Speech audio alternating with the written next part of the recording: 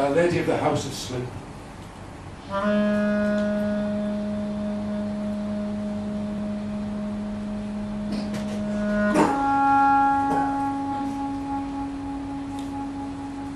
It is the memory of cold that keeps us awake.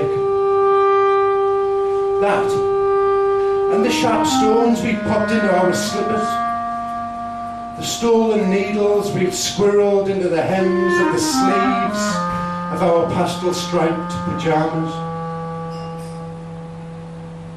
Even so, my retinue was shrunk. Each time I glance over my shoulder, another has succumbed to the dream. Together, we form a trail of dropped breadcrumbs, littering the paisley carpets, leaning on the banister, sprawled on the stair, dotting the hall's polished boards, pillowing the easy chair, the porch, the sun-drenched lawn, snagged in the high-thorn hedge, and our snores rumble like distant traffic, like big well-fed cats. Door 13 is but a few steps away.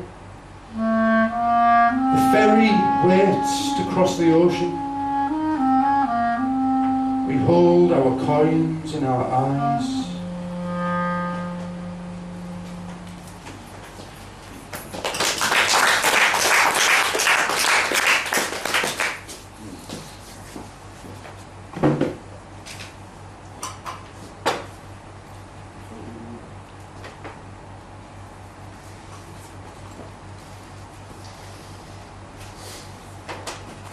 There was an Arabian cafe on Linthorpe Road, just opposite Upton's. It's not there now. And we held some events there, poetry events and belly dancing events, all sorts of things there was going on there. And I wrote this poem there one afternoon. It's called El Dawan, which means like welcome in Arabian. The taste of Arabia. Hold the manikish of the holy month between the parched lips of dawn and dusk. Seek the oasis of spices in the street of false gods.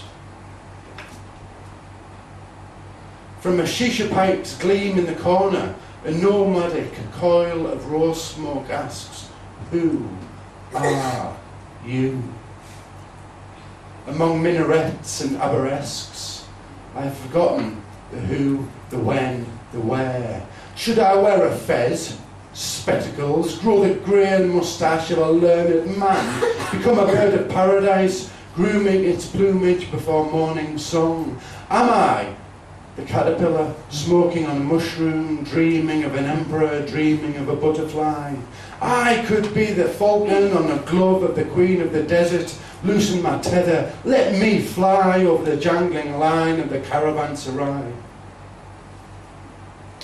Through the drapes, across a bridge of one hair, quick saves, auto doors yawn, bargains and trolleys.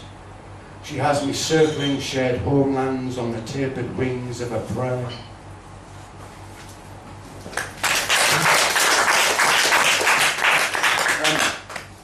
So this is separated into three sections. First part is called cameos, and cameo poems, I guess. The second is road trip. So there's lots of travel poems in there, and poems about people and places that I've met while travelling around and going to Finland and places like that. This is called One of Those Places, but it's actually about the pass of Llanberis in Wales. These mountains huddle, sharing songs of water, wind, packed snow, old wrongs, and time, such time that my head spins as I try to focus on the road's tight winds.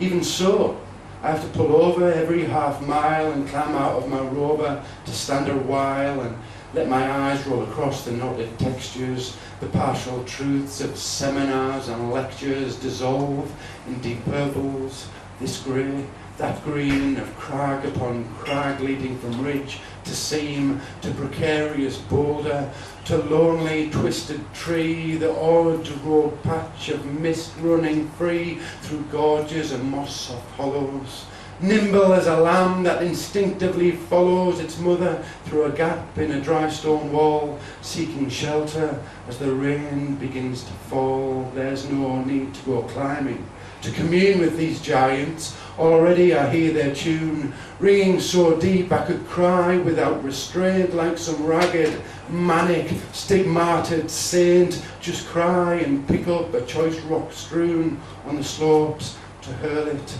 screaming at the moon.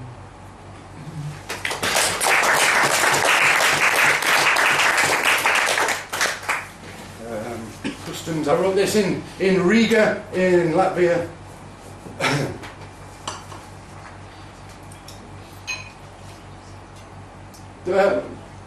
This group of people were having there's two teams, and they're having a sheet trampling competition out on the street, where you've got a big sheet and they throw it on, and everyone you couldn't use your hands, and everyone just had to jump on it like straight out with the feet, and until it was all straight. And the first team to do it won loads of beer in the taverna.